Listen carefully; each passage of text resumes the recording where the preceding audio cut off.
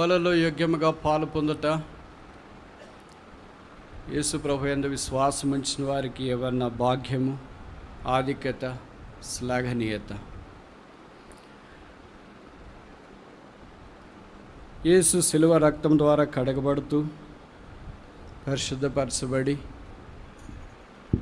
రోజులు గడిచే కొలది ఆయన సారూప్యంలోనికి వచ్చున్నట్లు, ఆయన రాకడ కొరకు సిద్ధపడినట్లు ఈ పరిశుద్ధమైన బల్ల ప్రభు మన యొద్ద ఉంచున్నాడు. పౌలు అపోస్తులు కొరింథీలో ఉన్న దేవుని సంఘాన్ని జ్ఞాపకం చేసుకుని బలలో యోగ్యంగా ఎలాగ పాలు పొందాలో ఈ సంగతులన్నీ వివరణాత్మకంగా పొందుపరిచిన తీరు మనకు పరిచయం. 28వ వచనంలో ప్రతి మనుషుడు తను తాను పరీక్షించుకునే వలను అలాగూ చేయుట. ఎలాగూ చేయుట? ఇక్కడ కాంటెక్స్ట్ ఏంటి? పరీక్షించుకొనుట. అంటే ప్రభు మనకి ఏది ఆజ్ఞాపిస్తాడో అలాగూ చేయుట చాలా ప్రాముఖ్యమైన సంగతి. బైబిల్లో అలాగూ చేసిన వారు చాలామంది మనకు కనిపిస్తారు. మీరు అనుమతిస్తే ఒక 5 సందర్భాలు జ్ఞాపకం చేసి మనం ముందుకు వెళ్ళటానికి ప్రయత్నం చేస్తాం. మొదటి సందర్భం ఆదికాండం 6వ అధ్యాయం, జెనిసిస్ చాప్టర్ 6. ఆదికాండం 6వ అధ్యాయం 22వ వచనం. Genesis chapter 6 verse 22.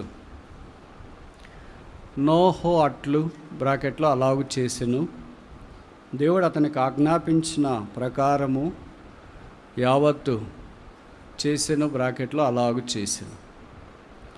నోహ్ అనగా మనకు తెలుసు కంఫర్ట్, రెస్ట్, విశ్రాంతి లేదా ఆదరణ అని అర్థం. దేవుడు ఆయన్ను కఠోరమైన దుర్మార్గత కలిగిన తరములో నుండి ఏర్పాటు చేసుకున్నాడు. కుటుంబాన్ని కాపాటు కొరకై ఓడ నిర్మించమన్నాడు. Is the first builder. ఆయన మొదటి నిర్మాణకుడు. ఆ కుటుంబంలో 8 మంది ఉన్నారు. 8 మంది ఒక సామాన్యమైన ఊరిలో మందిరం కట్టాలంటేనే చాలా కష్టం. అలాంటిది ఓడ కట్టాలంటే అంత తేలిగ్గా అయ్యే పని కాదు. ఈ దినాల్లోనైతే పొరపాటును కూడా కట్టలేము. దేవుడు వారికి ఎంత కృప ఇచ్చినాడంటే దానికి ఫైనాన్స్ కూడా ఎన్ఆర్ఐలు ఏం లేరు, వాళ్ళే చూసుకోవాలా.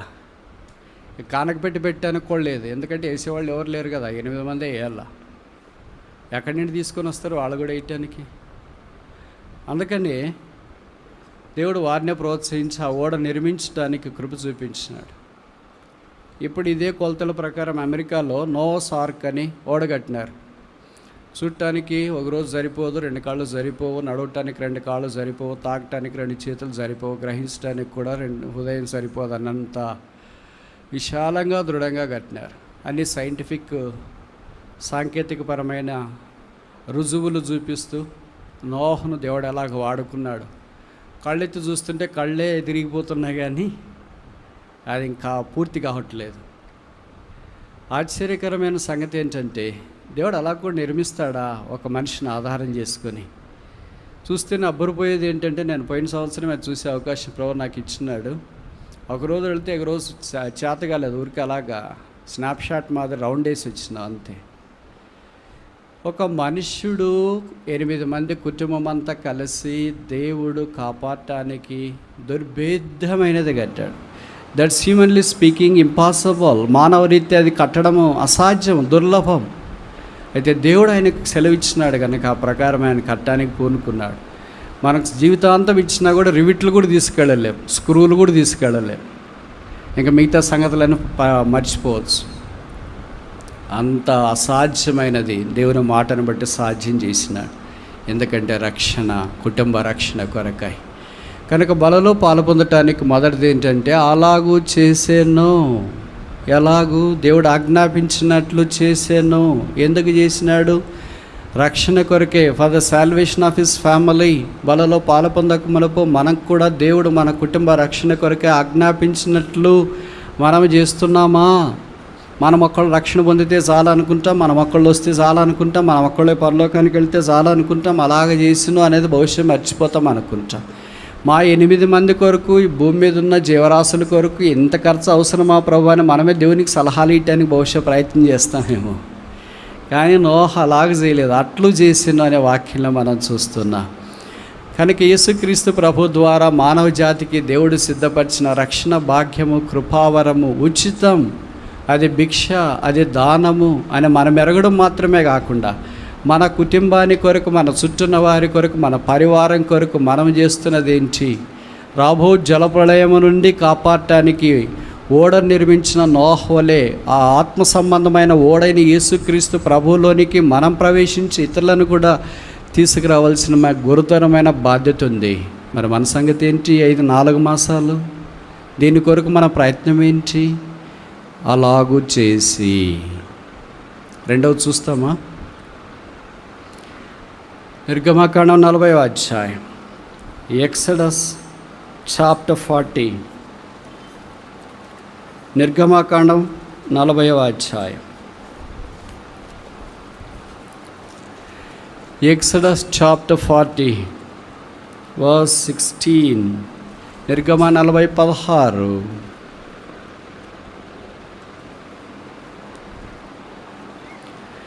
మోషే ఆ ప్రకారము చేసెను, యెహోవా అతనికి ఆజ్ఞాపించిన వాటన్నింటినీ చేసెను, అలాగుననే చేసెను. మనం చూసుకునే అంశం ఏంటంటే అలాగూ చేసి. ఎలాగూ? దేవుడు నోహకు ఆజ్ఞాపించినట్లు నోహ చేశాడు రక్షణ కొరకు. దేవుడు మోషేకి ఆజ్ఞాపించినట్లు మోషే చేశాడు. ఇది కూడా చాలా కఠోరమైన సంగతే. బైబిల్లోని భక్తులు చేసింది, they have done the impossible things. They have done the impossible things. Doing a possible thing is a human effort. Doing the impossible thing is a God's హల్.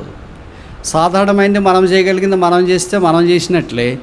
మనం చేయలేనిది మామూలుగా మనం అంటాం కదా, హ్యూమన్లీ స్పీకింగ్ దిట్స్ ఇంపాసిబుల్ అంటామే, అలాంటిది దేవుడు జరిగించినాడు. మీరు చూడండి, నిర్గమకాండంలో దేవుడు ప్రత్యక్ష గుడారాన్ని ఏర్పాటు చేశాడు కదా, దాని కొరకు అవసరమైన కొలతలన్నీ సిద్ధం చేయమన్నాడు కదా. 25:8 అన్నాడు దేవుడు, let them make me sanctuary that I may dwell among them. నేను వారి మధ్య నివసించినట్లు వారు నాకు ఒక పరిశుద్ధ స్థలమును నిర్మించవలను. అక్కడి నుండి ప్రతి కొలతలన్నీ ఇచ్చినాడు. ఒక చిన్న సవాల్ ఏంటంటే, కనీసం ఒక పేజీలో కొలతలన్నా మనం గుర్తుపెట్టుకొని చేసుకోగలమా? మీరు ఫోటో తీసుకోకుండా స్మార్ట్ ఫోన్లో. ఇప్పుడైతే మనం కట్టడానికి బ్లూ ప్రింట్, తర్వాత కొలతలు అన్నీ దగ్గర పెట్టుకున్నా కూడా కట్టిన వెంటనే కూలిపోతుంది, అది వేరే విషయం అనుకో. కానీ మోషేకి అలా కాదు. ఆది నుండి చివరి దాకా, వెల్లపట్టి ఆవరణం నుండి లోపల దాకా అన్ని కొలతలన్నీ ఎలా గుర్తుపెట్టుకున్నాడు, ఎలాగ రాసినాడు. హౌ పవర్ఫుల్ మ్యాథమెటిషియన్ ఈజ్ ఈ. మనకి చిన్న ఈక్వేషన్ గుర్తుండదు, A+B² గుర్తుండదు. ఇంక ఇవన్నీ ఎలా గుర్తొచ్చినాయి? దేవుడు వారిని అలాగ వాడుకుంటూ వచ్చినాడు. వాడుకోవడం మాత్రమే కాకుండా దేవుడు చెప్పినట్లు అలాగూ చేసి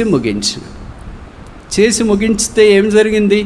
దేవుని మహిమ దిగి వచ్చింది. Every ministry God entrusted us to execute in the house of the Lord should bring forth the glory. మనకు దేవుడు అప్పగించిన పరిచర్య మనం జరిగించినప్పుడు దేవునికి అది మహిమ తీసుకురావాలి. దేవునికి మహిమ తీసుకురాలేని పరిచర్య మనం చేస్తే దుర్లభం. దాని ద్వారా బలలో యోగ్యంగా మనం ఎలాగ పాలు పొందుతాం? దీన్ని యాంప్లిఫై చేస్తూ అపోస్తలుడైన పౌలు కొరింథీయులకు రాస్తూ 1:31 అన్నాడు, మీరు ఏమి చేసినానో, భోజనం చేసినా పానం చేసినా సమస్తము దేవుని మహిమ కొరకు చేయుడి. Do all things for the glory of the Lord. మామూలుగా మనం ఏం చేస్తాం? We do all things for the glory of man, for glory of myself, glory of others, but very rarely we execute the responsibilities entrusted unto us for the glory of the Lord in the house of the Lord. చాలా ఆలస్యంగా అరుదుగా దేవుడు మనకు అనుగ్రహించిన బాధ్యతల్ని, పరిచర్య ధర్మాన్ని దేవుని మహిమ కొరకు మనం చేస్తుంటామంటే తప్ప కాదేమో. అలాంటి మనం బలలో ఎలా యోగ్యంగా పాలు పొందగలం? If I do the work of the Lord for my glory, how can I be considered worthy to take part in the Lord's table worthily? ప్రభు యొక్క బలలో యోగ్యముగా పాలు పొందటానికి నేను ఎలాగ యోగ్యునిగా చేయబడతాను? ఎందుకంటే నేను చేసే పరిచర్య అంతా కేవలం నా స్వలాపేక్ష కొరకై, నాకే సంబంధించింది. అయితే నా సంతోషానికి, నా పేరు ప్రఖ్యాతులకే, నా ఘనతకే నాకు సంబంధించింది. అయితే దానివల్ల లాభం ఏంటి? చాలాసార్లు మనం అలాగే చేస్తుంటాం. దేవుని పరిచర్య మనం 2 రకాలుగా చేయొచ్చు. మొట్టమొదటిది ఏంటంటే హారిజాంటల్ వే, అంటే ఇతరులకు ఉపయోగకరంగా. రెండవది ఏంటంటే ఇతరులకు ఉపయోగపడుతూ అలాగే వర్టికల్గా, దేవునికి మహిమకరంగా. మీకు ఒక చిరు ఉదాహరణ చెప్పడానికి ప్రయత్నం చేస్తాను. ఆదికాండం 28వ అధ్యాయంలో యాకోబు బేతేల్లో రాత్రి పడుకొని ఉన్నప్పుడు ఒక నిచ్చెన వేయబడింది. దాని కొన ఆకాశం అంటింది, ఇంకొక కొన భూమిని తగిలింది. దేవదూతలు ఎక్కుచూ దిగుచూ ఉన్నారు. ఎందుకు ఎక్కచూ దిగుచూ ఉన్నారు? దిగుతూ ఎక్కుతూ ఉండొచ్చుగా. ఎప్పుడు దిగేశారు వాళ్ళు ఎక్కటానికి? ఎప్పుడు దిగేశారు ఎక్కటానికి? ఇలాగ అడిగితే ఒక దగ్గర చెప్పేశారు, బ్రదర్ ఆదికాండం మొదటి వచనంలోనే దిగేశారు వాళ్ళు. ఆ దిగేసిన వాళ్ళు ఇక్కడికి ఎందుకు వస్తారు? వాళ్ళు ఎక్కడో ఉంటారు, వేరే స్థలంలో. దేవుని మందిరంలోనికి వాళ్ళు రావడానికి ఏం లేదు, వాళ్ళకి దీనికి దేవుని మందిరానికి ఏం సంబంధం లేదు. హెబ్రీ పత్రికలో అపోస్తలుడైన అయిన పౌలు గ్రంథస్థం చేస్తున్న సంగతి ఏంటంటే, the angels desire to look into, దేవదూతల ఆ పరిచర్య తొంగి చూడ గోరుచున్నారు. దేవదూతలు మన మధ్యలోనే ఉన్నారు. 34వ కీర్తనలో మనం చూసాం కదా దూతల గురించిన సంగతి. కనుక దేవుని దూతలు, దేవుని మందిరం ఎక్కడుంటుందో అక్కడ వాళ్ళు ఉన్నారు. యెషయా గ్రంథం 6వ అధ్యాయంలో సెరుపులు ఉన్నారు కదా, ఎక్కడి నుండి దిగి వచ్చారు మరి వాళ్ళు అక్కడికి? Because it's the house of the God, the existence of the cherubims are there. దేవుని మందిరం ఎక్కడుందో అక్కడ సెరూబులు ఉంటారు. దేవుని మందిరం ఎక్కడుందో అక్కడ దేవుని దూతలు ఉంటారు. దేవుని దూతలు పైకి ఎక్కుతూ కిందికి ఎందుకు దిగుతున్నారు? మరి పైకి ఎందుకు ఎక్కుతున్నారంటే మందిరంలో చేసే పని దేవునికి అంగీకారంగా ఉంటే ఆ ఫైల్ అంతా దేవుడి దగ్గరికి తీసుకెళ్తున్నారు అనమాట. దేవుడు ఆ ఫైల్ని అప్రూవ్ చేస్తే దానికి తగిన బహుమానాలు ఇస్తే మళ్ళీ దాని అంతటి కిందకి తీసుకొని వస్తున్నారు. This is the ministry of the angels using the ladder in the house of the Lord. దేవుని మందిరావరణములో దేవదూతలు ఎక్కుచూ దిగుచూ ఆ నిచ్చెన ఆధారం చేసుకొని చేసే పరిచర్య ఇది. ఇప్పుడు బల దగ్గరికి ప్రవేశించక మనం చేస్తున్న పరిచర్య దేవదూతలు దేవుని దగ్గరికి తీసుకొని వెళ్తున్నారా? దానికి తగిన ప్రతిఫలం తిరిగి దేవదూతలు పై నుండి తీసుకొని వచ్చి మన చేతుల్లో పోస్తున్నారా? క్రైస్తవ జనమా, మన పరిచర్య దేవుని దూతల దాకా వెళ్తుందా? నేను అనుకోవట్లేదు అలాగని. అదే వాస్తవం కానప్పుడు బలరు యోగ్యంగా ఎలాగ పాలు పొందగలమో.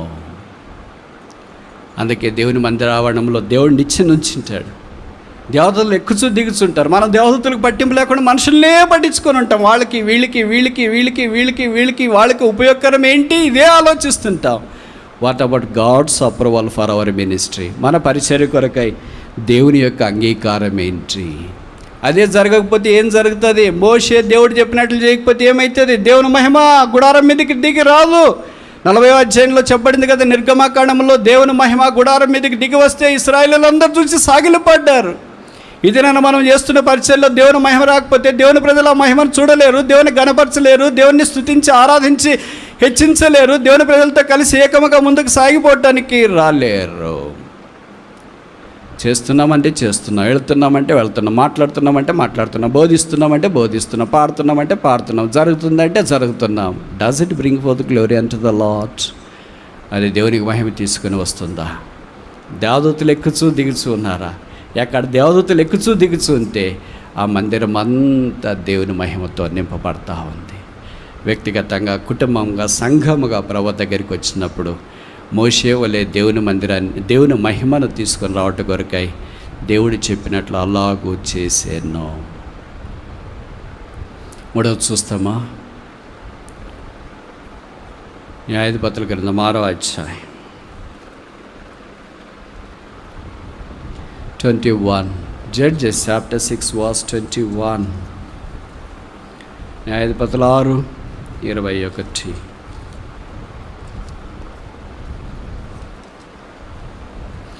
Judges chapter 6 verse 21. న్యాయాధిపతులు 6:21. అతడు అలాగూ చేయగా యెహోవా దూత తన చేతనున్న కర్రను చాపి దాని కొనతో ఆ మాంసమును ఆ పొంగని భక్ష్యములను ముచ్చినప్పుడు అగ్ని ఆ రాతిలో నుండి వెడలి ఆ మాంసమును పొంగని భక్ష్యములను కాల్చివేసిను. అంతటి యెహోవా దూత అతడికి అదృశ్యమాయను. బైబిల్ పండితులు ఏమంటారంటే, యెహోవా దూత అని ఏకవచనం పాత నిబంధనలో కనిపిస్తే అది యేసుప్రభు వారికి సాదృశ్యమని. దూతలు అనే మాట బహువచనం ఉంటే అది మామూలుగా దూతలకు సంబంధించిన సంగతి అని. ఇక్కడ గిద్యోని యొక్క సంగతి మనకు తెలుసు. గిద్యోన్ అనగా వుడ్ కట్టర్, అంటే చెక్కనే కత్తిరించేవాడు. చాలా బలమైన వాడే, దేవుని చేత ఏర్పాటు చేసుకున్నవాడే, మనష్య గోత్రికుడు, ఎన్నికలేని గోత్రమని. మిద్యానీయులు శత్రువులు వారి మీద దాడి చేయటానికి సిద్ధంగా ఉంటే దేవుని దూత గిద్యోని దగ్గరికి వచ్చినాడు. పరాక్రమ గల బలాఢ్యుడు యెహోవా నీకు తోడై ఉన్నాడు. అప్పుడు గిద్యోనికి అనుమానం వచ్చిందంటే, యెహోవా నాకు తోడై ఉంటే గానక సాటిని ఎందుకు నేను గోధుమ తుల్లగొట్టుకోవటానికి ఇలాగుంటాను అలాగున్నావు కనుకనే దేవుని వాక్యం వచ్చింది. సాధారణంగా ఈ వాక్యము కొంతమంది ప్రామిస్ ఈ సంవత్సరం వచ్చిన వాళ్ళు కూడా ఇక్కడ కూర్చొని ఉంటారు. వాళ్ళు అనుకుంటూ ఉంటారు, ఏంటి పరాక్రమం గల బలడ్డాడని యెహోవా మనం అలాగే అనుకుంటా ఉన్నాము, అంటే దాక్కునే పరిస్థితిలోనికి దేవుడు తీసుకుని వచ్చినాడు ఏంటి అని. అలాగుంటేనే కదా తెలుస్తుంది ఎంత పరాక్రమం ఉందో ఏం కథ అని. అప్పుడు దేవుడు బయటికి తీసుకుని వచ్చి మిద్యానీయుల మీద నువ్వు జయం పొందటి కొరకే, లేదా ఇశ్రాయేలు జయం పొందటి కొరకే దేవుడు నేను వాడుకుంటున్నాడంటే నేనేంటి వాడబడ్డం ఏంటి అంటే ఈ కంటెంట్ హోల్ ఏంటంటే గిద్యోను ఏమంటున్నాడంటే I am not merited to fight for the people of Israel. ఇశ్రాయేలీల పక్షంగా పోరాటానికి నేను సరైన వ్యక్తిని కాదు, మా గోత్రము సరైనది కాదు, నా తలాంతులన్నీ సరైనవి కాదు. ఒకవేళ నేను అంత పరాక్రమం కలిగిన వాడిని అయితే గోధుమలు గానక చాటుని నేను ఎందుకు దుల్లగొట్టుకుంటా. కనుక బహుశా నువ్వు రాంగ్ పర్సన్ దగ్గరికి వచ్చినావేమో, రైట్ టైంలో వచ్చినావు కానీ రాంగ్ పర్సన్ దగ్గరికి వచ్చినావు, రైట్ మెసేజ్తో వచ్చినావు కానీ రాంగ్ పర్సన్ దగ్గరికి వచ్చినావు, రైట్ మెసేజ్తో వచ్చినావు కానీ బహుశా రాంగ్ టైంలో వచ్చినవేమో అన్నట్లుగా గిద్యోను మాట్లాడుతున్నాడు. అప్పుడు దేవుడు గిద్యోనుతో మాట్లాడడం మరలా ఆరంభిస్తే గిద్యోను ఒక సూచన పెట్టినాడు. ఆ సూచనలో ఇక్కడ మనకు చెప్పబడింది ఏంటంటే అతడు అలాగు చేయగా. ప్రభు అనేక సందర్భాల్లో మనల్ని కొన్ని బలమైన పనుల కొరకు వాడుకోవాలని కోరుకుంటున్నప్పుడు మనం ఆ పనికి యోగ్యులం కాదని మనం అనుకుంటా. అలాగూ చేసిన గిద్యోను దేవుని మాటను బట్టి చేసినాడు, అందుకే సక్సెస్, విజయం వచ్చింది. మన జీవితంలో అపజయాలు ఉండటానికి కారణాలు చాలా ఉన్నాయి. నేను మాట్లాడుతున్నానంటే మీరు అనుకోవద్దని, నాకు కూడా 100% జయం ఉందని లేదు. చాలా విషయాల్లో అపజయము, కృంగుదల, ఓటమి, ఎందుకు ఇలాగైపోయింది, ఎందుకు అకాడమిక్ ఇష్యూస్ ఇలాగైపోయినాయి, ఎందుకు ఇలాగైపోయినాయి, ఎందుకు ఫారిన్ ట్రిప్స్ ఇలాగైపోయినాయి, ఎందుకు పలానావి ఇలాగైపోయినాయి. There is a lot. ఇవన్నీ చాలా ప్రశ్నలు పరంపర మనకు ఉంటుంది. ఎందుకు ఓటమి, ఎందుకు అవమానం, ఎందుకు పోరాటం, ఎందుకు ఘర్షణ, ఎందుకు రకరకాలమైనవని అన్నీ మన చుట్టూ ఆవరించున్నప్పుడు ఏం చేయాలో దిక్కుదోచినప్పుడు దేవుని వాక్యం మన దగ్గరికి వస్తుంది. పరాక్రమ గల బలాఢ్యుడా యెహోవా నీకు తోడయ్యున్నాడో. ఈ మాట నాకు 1987 సంవత్సరం వాగ్దానముగా వచ్చింది. నేను అనుకున్నా నేను చాలా పరాక్రమం గల బలాఢ్యుడని. ఆ సంవత్సరం నా జీవితంలో చేదు తీసుకొని వచ్చింది. అయితే ప్రభుకు స్తోత్రాల్లో ultimate victory is Jesus Christ. పరాకాష్ట విజయశాలి యేసుక్రీస్తు ప్రభువే. ఆయన విజయ భూమి మీద నిలబడి ఉన్నాడు కనుక అపజయం పొందుతున్న మనం కూడా విజయ భూమి మీదకి రావాలని దేవుని యొక్క ఉద్దేశం. ఈ మధ్యాహ్నం ప్రభు బల దగ్గరికి వచ్చినప్పుడు మన విజయం యేసుక్రీస్తు ప్రభువే. మన వైపు మనం చూసుకున్నప్పుడు మీలో చాలామంది పోటీ పరీక్షలకు రాసేవాళ్ళు, కుటుంబాలు, ఉద్యోగాలు, రకరకాల వాళ్ళు ఉంటారు కదా. నా జీవితంలో 1% కూడా అపజయం లేదు అని అనుకుంటే it's a blunder. It is a total naked hypocrisy. బైబిల్లో చాలా గొప్ప వ్యక్తులు అలాంటి నిరుత్సాహ పరిస్థితుల గుండా, నిష్ఠూరము గుండా, అవమానాల గుండా, ఓటమి గుండా, కృంగుదల గుండా, కన్నీరు గుండా వెళ్ళినారు. బహుశా నేను ఇలాగంటే తప్పు కాదేమో, దావీదు లాంటి వాడు కన్నీటి సముద్రంలో ఇదే ఒక చేప పిల్ల లాంటి వాడంటే తప్ప, దావీదు లాంటి వాడు కన్నీళ్ళు చెరువులో నుండి బయటికి తడిసి ముద్దయిస్తున్న సింహము లాంటి వాడంటే తప్ప, బయటకేమో సింహము, లోపటేమో కన్నీరు, బయటకేమో చేప, లోపటేమో కన్నీరు. ఇవన్నీ క్రైస్తవ లోకానికి, ప్రభుత్వం నడిచే వారికి, శిలువ దగ్గరికి వచ్చిన వారికి పరిపాటి. రాత్రి అలాగ పడుకొని ఎవరు లేనప్పుడు ఫ్యాన్ తిరుగుతూ ఉంటే దిండును ఆనుకోనుండి చూస్తూ మనకు తెలియకుండానే మన పరిస్థితులను బట్టి, బాధను బట్టి, వ్యాధను బట్టి, ప్రభువా నేను ఎందుకు ఇలాగ అయిపోయాను, నా కుటుంబం ఎందుకు, నా భర్త ఎందుకు ఇలాగ, నా భార్య ఎందుకు ఇలాగ, నా పరివారం ఎందుకు ఇలాగ, పరిచయ ధర్మం ఎందుకు ఇలాగ, నేను చేరి వస్తున్న స్థానిక సంఘం ఎందుకు ఇలాగ, మా సేవకులు, బోధకులు, కాపర్లు, ఉపదేశకులు అంత ఇలాగ అయిపోయామని తలస్తుంటేనే మనకు తెలియకుండా కళ్ళల్లో నుండి నీళ్లు జాలువారుతుంటే, జలపాతాల వలె దిండు తడిసి ముద్దయిపోతుంటే, ఎంతైంది టైం అని చూస్తుంటే దాదాపు తెల్లవారటానికి వస్తుంటే, లేచి ముఖం కడుక్కొని అలాగ బయటకు వస్తుంటే సూర్యోదయం అవుతుండగా, అమ్మా ఎందుకు ఏడుస్తున్నావో. ఏడ్చేదంతా అయిపోయింది ప్రభు. రాత్రి కళ్ళల్లో నీళ్ళు కూడా రావట్లేదు. ఇప్పుడు నాకు తెలుసు చాలామంది ఇక్కడ కూర్చున్న వాళ్ళకి ఏడ్చి కళ్ళు కూడా కన్నీళ్ళు ఎగ్జాస్ట్ అయిపోయింది, ఇక బయటికి రా. ప్రభుకు స్తోత్రాలు. కరుణా సంపన్నుడైన దేవుడు మన పక్షాన కార్యం చేయడానికి సిద్ధంగా ఉన్నాడు. దేవుని మంది రావడంలో దేవుడు మన ఎదురుండి రెండే కోరుతాడు. మొదటిది స్వెట్, చెమట. ఏమి జ్ఞాపకం చేస్తుందంటే ప్రభువు కొరకైన ప్రయాస. రెండవది ఏం జ్ఞాపకం చేస్తుందంటే టీయర్స్, కన్నీళ్ళు. ప్రభు కొరకైన ప్రసవ వేదన. ఇఫ్ దెర్ ఈజ్ నో ప్రయాస, ఇఫ్ దెర్ ఈజ్ నో ప్రసవ వేదన, they are not at all believers to be considered to take part in the Lord's table. తప్పంటారా? ప్రభు కొరకైనా ప్రయాసపడే చెమటగార్చే శరీరాలు లేకపోయినప్పుడు, ప్రభు కొరకే ప్రసవేదన పడే కండ్లలో నుండి కన్నీళ్ళు లేకపోయినప్పుడు, ఆయన సెలువులో నుండి ప్రవహించే రక్తాన్ని పాత్రగా ఎలాగ ఈ చేతులు పట్టుకోవటానికి వస్తాయి? ఈ చేతుల్లో నుండి చెమట బయటికి రాకపోతే, ఈ చేతుల్లో నుండి కన్నీళ్లు తుడుచుకోవటానికి రాకపోతే, ఈ చేతులతో పాత్ర పట్టుకోవటానికి ఎంత ధైర్యం! దేవుని జనమా, క్రీస్తు సంఘమా, క్రీస్తు కొరకు సిద్ధపడుతున్నా పవిత్రాలైన కన్యక ఆయన కొరకు నిత్యమగొడనట్లు ప్రదానం చేయబడింది. ఎంతకాలమైంది ప్రభు కొరకు ఇలాంటివి లేక? ఏదో ఆదివారం వస్తూనే ఉన్నాము. హిందీలో ఒక సామెత ఉంది కదా, ఆయారాం గాయారాం. వచ్చినామా పోయినామా. ఎవరిలో ఒకళ్ళ గురించి ఆయన ఏం పాటలు బాగుపడలేదు, ఈయనేం సరిగ్గా వాక్యం చెప్పలేదు, వీళ్ళేమి ఇలాగ చేశారు, వాళ్ళేమి ఇలాగ చేశారు. ఎంతకాలం, హౌ లాంగ్? బతక దగ్గరికి వచ్చింది. ఇంకా ఎంతకాలం బతుకుతామో తెలియదు, ఏమవుతుందో తెలియదు. ఎప్పుడు మనకింటే ముందున్న వాళ్ళని చూస్తే ఆలోచించినప్పుడు అనిపిస్తుంది, మన తల్లిదండ్రులను చూసినా, తాతగారిని, అమ్మగా, నాయనమ్మని, వాళ్ళందరిని చూసినా వాళ్ళందరూ ఎక్కడికి వెళ్ళారు? బాగున్నారు, మన కళ్ళు ఎదుట చాలా చక్కగా కనిపించినారే, కానీ ఉన్నట్టుండి అదృశ్యమయ్యారే. వారు లేరిక. మనకు కూడా అలాంటి దినం అనేది ఒకటి వస్తే, దేవుడు మనల్ని కూడా అలాంటిది పిలిస్తే, పోయిన సంవత్సరం కనిపించిన వాళ్ళు ఈ సంవత్సరం చాలామంది లేరు.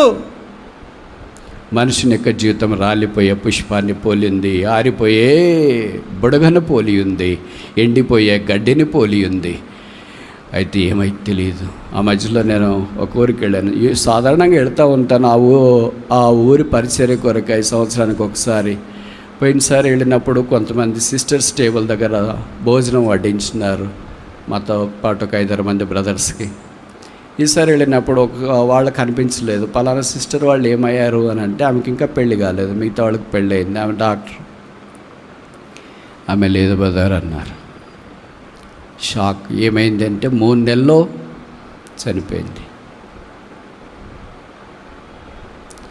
ఎవరైనా ఊహిస్తామా? ఒక డాక్టరు 3 నెలల్లోనే రాని జబ్బు వచ్చింది, గుర్తుపట్టి డయాగ్నోస్ చేసి అది ఇది అనేటప్పటికి వెళ్ళిపోయింది. ఇక లేదు. జరిగిన సంగతి ఇప్పుడు ఏంటంటే, ప్రార్థన చేయడానికి ఒక స్త్రీని తీసుకొని వచ్చినారు. బ్రదర్, ఈమె కొరకు ప్రార్థన చేయండి అని. ఎవరు ఈమె అంటే, ఆ చనిపోయిన సిస్టర్ వాళ్ళ అమ్మ. ఆమె జీవాత్సవమలా ఉంది, నిలబడలేకపోతుంది. నా కూతురుని దేవుడు తీసుకున్నాడు, ప్రార్థన చేయండి బ్రదర్ అని చెప్పడానికి కూడా తనలో స్వరం రాలేకపోతుంది. మనిషిని యొక్క జీవితం అల్పం, తృణప్రాయం. ఎందుకీ అతిశయం? ఎందుకీ పోరాటం? ఎందుకీ ఘర్షణ? ఎందుకీ అసూయ? ఎందుకీ ద్వేషం? ఎందుకీ కలహం? ఎందుకీ పోరాటం? ప్రభు యొక్క బలం మన దగ్గర ఉంది కదా. ఈ గిద్యోను వలె ప్రభువు చెప్పినట్లు చేసి ప్రభు పరిచర్య కొరకు ముందుకు సాగి వెళ్ళాలని కోరబడుతూ ఉన్నాం. అలాగూ చేసి 4వ చూస్తామా? యెషయా గ్రంథం 20వ అధ్యాయం, బుక్ ఆఫ్ ఐజాయా చాప్టర్ 20.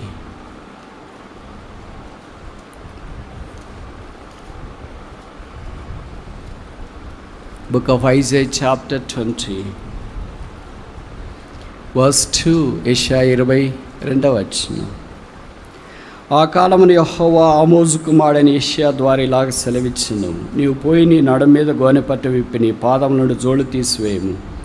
అతడు అలాగూ చేసి దిగంబరి అయి జోళ్ళు లేకే నడుచుండగా. ఇప్పటిదాకా చేసేవన్నీ చేయొచ్చు, కానీ చేయడం చాలా కష్టం. యెషయాకున్న 5 ప్రాముఖ్యమైన యూనిక్నెస్ ఏంటంటే, Isaiah is a prophet that flows royal blood. రాజవంశం, యూదా గోత్రము నుండి వచ్చినవాడు, రాజ రక్తం ఆయనలో ప్రవహిస్తుంది, ఆయన ప్రవక్త. రెండవది, కాల్చబడిన పెదాలు. Is the only prophet who has a smitten lips. కాల్చబడిన, సర్కంసైజ్ లిప్స్, ఇంకొక భాషలో చెప్పాలంటే కాల్చబడిన పెదాలు కలిగిన వాడు. మూడవది, is the prophet that starts his ministry in the house of the lord 6వ అధ్యాయం ప్రకారం దేవుని మందిరావరణంలో నుండి తన పరిచర్యను ఆరంభించడానికి దేవుని ద్వారా పంపించబడిన వ్యక్తి. 4వది ఈజ్ ద ప్రాఫిట్. ఇది ఇక్కడ రాసినారు, who walked with bare foots and bare body for about 3 years. 3 సంవత్సరాలు వస్త్రాలు లేకుండా, కాళ్ళకు చెప్పులు లేకుండా నడిచి వాక్యం ప్రకటించిన వ్యక్తి. 5వది ఆఖరిది, ఆయన యేసుప్రభు యొక్క పుట్టుకను గురించి రాజ్యము దాకా విస్తృతంగా సంగతులన్నీ 66 అధ్యాయాల్లో గ్రంథస్థం చేసిన ప్రవక్త. సరే, 20వ అధ్యాయం గురించి నేను అంత వివరంగా చెప్పదలుచుకోలేదు. బట్ ఇక్కడ ఒక్క విషయం చెప్పాలంటే సెల్ఫ్ డినయల్. ప్రభు చెప్పిన దానికి ఇదివరకైనా మనకు చెప్పినాడు అనుకో, నేనైతే పొరపాటును కూడా చేయను. నాకు తెలిసి మనం ఎవరు చేస్తామని కూడా అనుకో చెప్పొచ్చు. కానీ ఏంటి ప్రభు మరి ఇంత టూ మచ్చా? ఇది కాళ్ళకి చెప్పులు లేకుండా తిరగమంటే తిరగవచ్చు, కానీ మరి శరీరానికే బట్టలు లేకుండా తిరగమంటే అలాగే తిరుగుతాను. చూసిన వాళ్ళు అంతా ఏమనుకుంటారు? అసలు ఇంక మనం ఎంత భక్తుడు అనుకుంటారో. ఇప్పటిదాకా ఇంత భక్తుడు, క్రైస్తవుడు, ఆరాధన ప్రార్థన చేస్తాడు అనుకున్నాను. ఇప్పటి నుండి ఇంక ఉన్న మర్యాద కూడా తీసేస్తారు వాళ్ళు అని అనుకుంటా.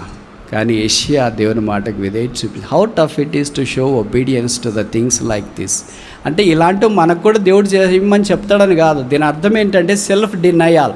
మనకు కూడా అనవసరమైంది తీసేసుకోండి, అవసరమైందే ఉంచుకోండి అని అంటే మనమేమనుకుంటాం? ఎవరికైనా అలాగే చెప్పామనుకోండి, బైబిల్ ఎక్కడ రాశారు బ్రదర్ చూయించండి అంటారు. బైబిల్ ఎక్కడ రాయించారు చూయించండి అంటే అర్థం ఏంటంటే వాళ్ళు ఇంకా క్రైస్తవం దృష్టికి, శిలువ దృష్టికి, బైబిల్ యొక్క దృష్టికి రాలేదు అని అర్థం. వేరే వారికి చాలా ఇబ్బందికరంగా అది కనిపిస్తుంది. అంటే ఒకళ్ళుగా చాలామందికి కనిపిస్తుందిగా. యెషయా అలాగూ చేశాను.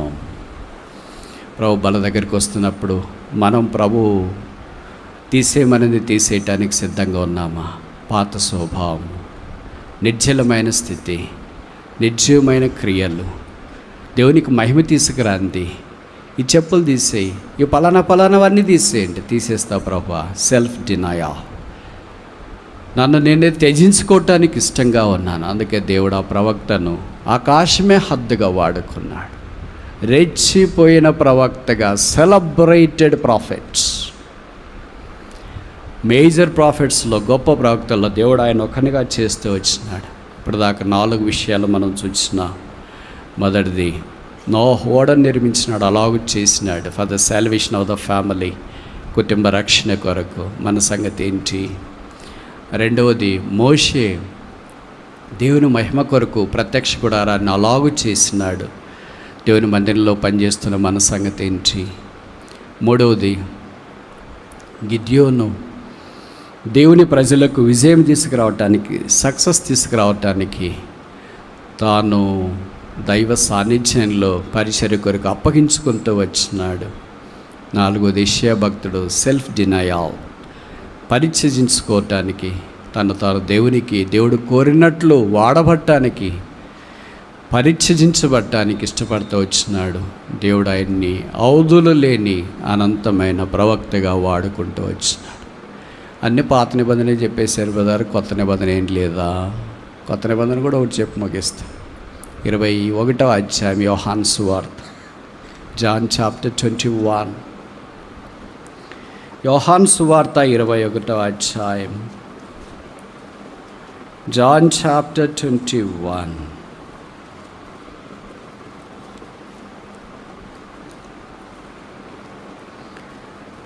verse 6. 21:6. యోహాను 21:6.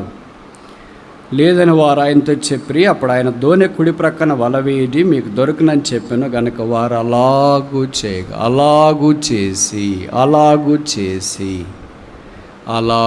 చేసి ఆ రొట్టెని తిని ఆ పాత్రలోని త్రాగవలెను. ఎలాగ చేయాలా?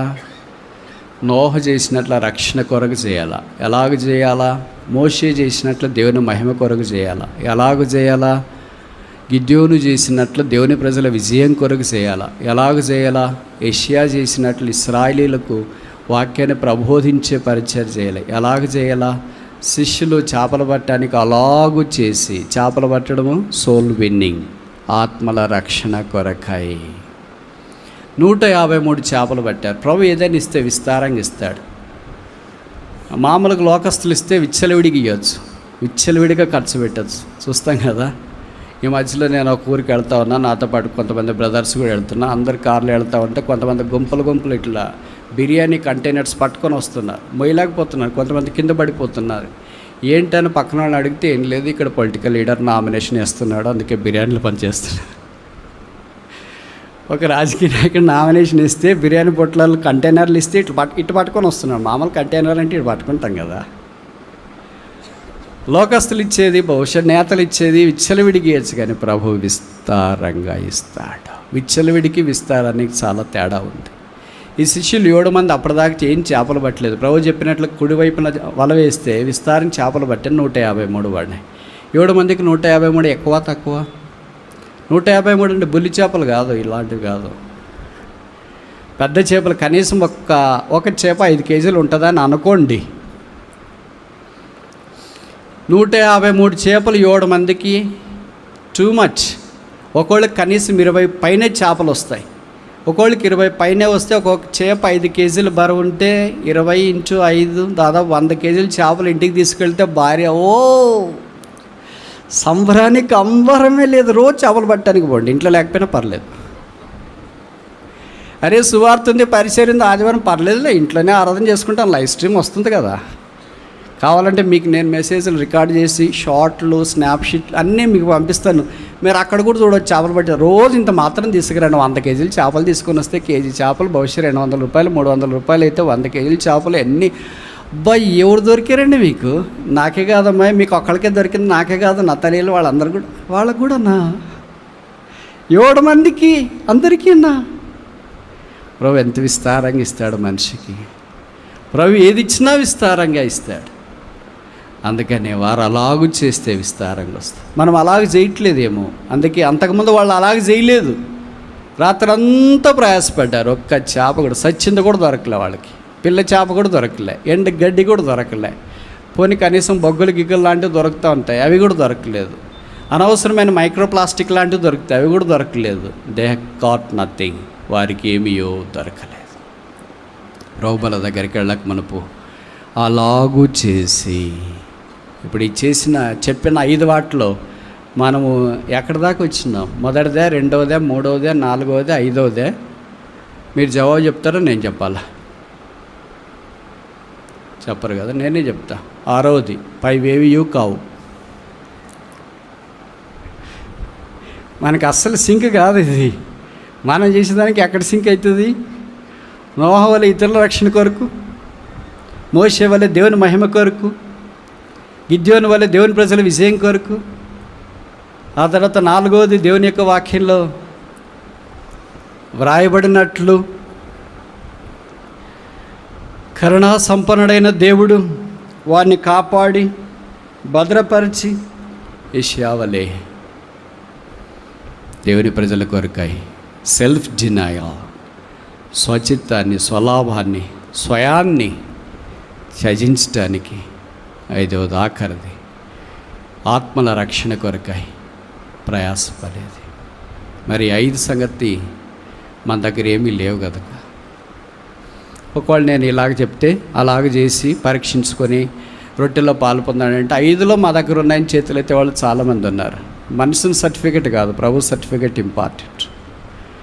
కనుక నాకు తెలిసి 1 నుండి 5 దాకా మనకి ఏది లేదు. 6వ జవాబు పైవేవియు కాదు. మరి ఇప్పుడు ఏం చేయాలా? యేసు శిలువ రక్తమే ఆధారం. మనల్ని ప్రేమించి ఆయనే మనకు రక్షణకర్తగా శిలువ మీదకి వెళ్ళాడు. మనల్ని ప్రేమించి ఆయనే దేవుని మహిమగా శిలువ మీదకి వెళ్ళాడు. మనల్ని ప్రేమించి ఆయనే దేవుని ప్రజలకు విజయం ఇచ్చటి కొరకై శిలువ మీదకి వెళ్ళాడు. ఆయనే నోవాహు, పరలోకపు మోషే కంటే గొప్పవాడు. ఆయనే పరలోకపు గిద్యోను, ఆయనే పరలోకపు యెషయా అయితే 3 సంవత్సరాలే. యేసుక్రీస్తు ప్రభు అయితే బైబిల్లో రాయబడింది 33.5 సంవత్సరాలు మన కొరకై దరిద్రుడాయెను. ఆ ప్రియ ప్రభు శిలువలో రక్తము కార్చి చనిపోయి సమాధి చేయబడి తిరిగి లేచి పరలోక స్థలములో ఆసీనుడయ్యుండి ఇప్పుడు మనల్ని ఆహ్వానిస్తున్నాడు. శిలువ రక్తంలో కడగబడి పరిశుద్ధపరచబడి అలాగూ చేసి ఆ బలలో యోగ్యముగా పాలు పొందినట్లు ప్రభువు మనకు సహాయం చేయనుగాక.